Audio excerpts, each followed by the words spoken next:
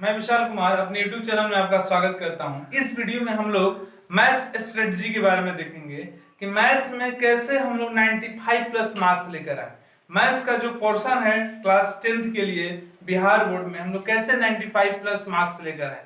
बहुत जरूरी है 95 मार्क्स लाना। तो हमारा जो स्ट्रेटजी होना चाहिए वो कैसा होना चाहिए, तो हम लोग देखते हैं सबसे पहले कि जो हमारा 10th के मैथ्स का बुक है उसके सिलेबस क्या क्या है। तो देखिए, अलजबरा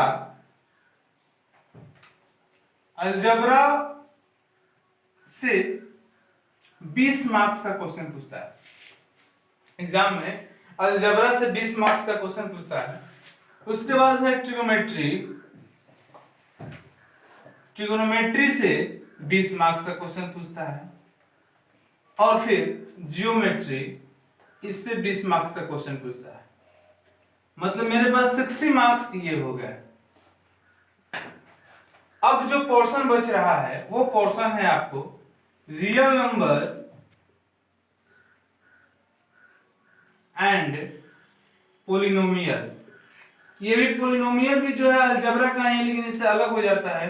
10 नंबर का क्वेश्चन पूछे, 10 मार्क्स का क्वेश्चन पूछेगा।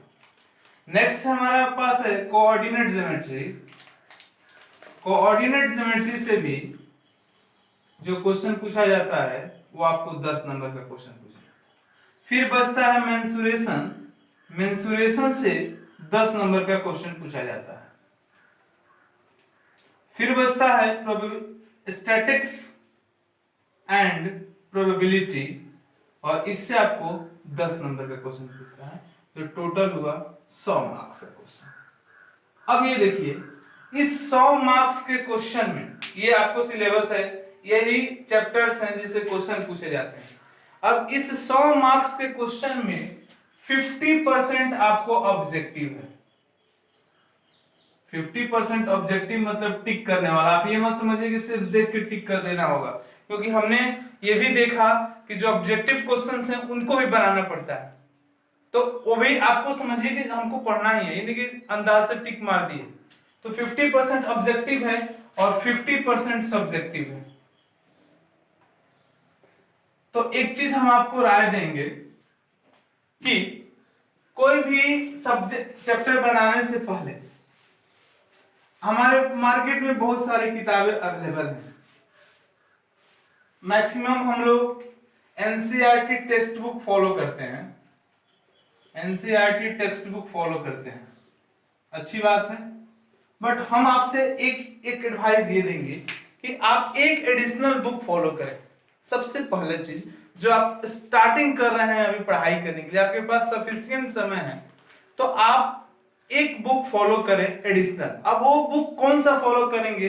देखिए, हमारे मार्केट में 3-4 किताबें हैं, लेकिन हम आपको सजेस्ट करेंगे या तो आप स्टूडेंट्स फ्रेंड्स का बुक ले लें, स्टूडेंट्स फ्रेंड्स का बुक ले लें, या आलोक पब्लिकेशन का बुक ले लें।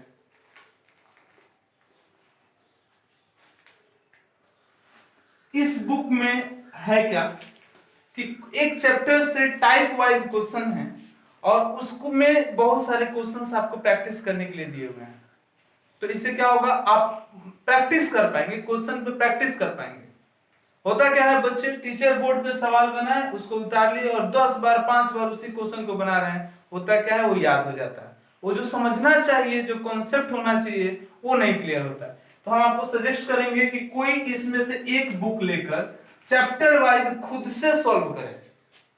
एक क्वेश्चन अगर नहीं आता है, फिर भी 2 बार 3 बार 4 बार प्रयास करें, फिर टीचर से पूछें।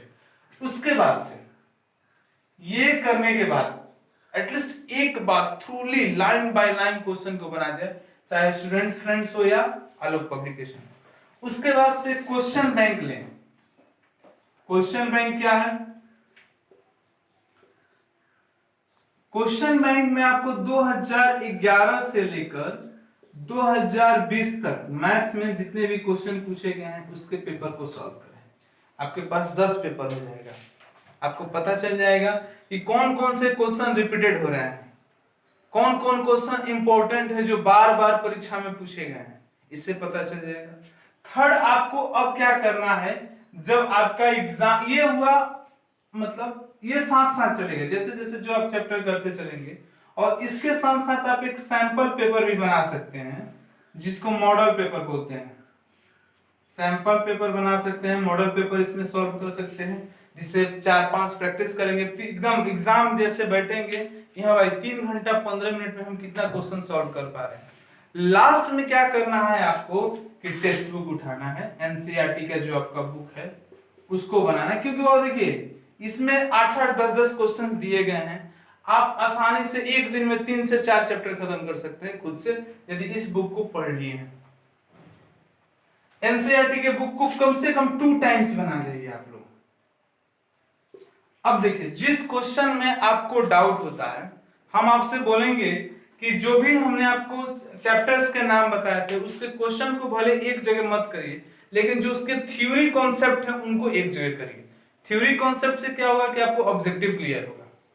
बहुत सारी परिभाषाएं पूछ दी जाती हैं जो आपको थ्योरी से आती हैं, तो ये आपको 2 टर्म्स बना जाने हैं, आप एकदम है। और उसके बाद से परीक्षा में क्या करना है कि जो सिंबल है, साइन है, चूंकि इसलिए जो भी साइन है इनका ध्यान रखना है।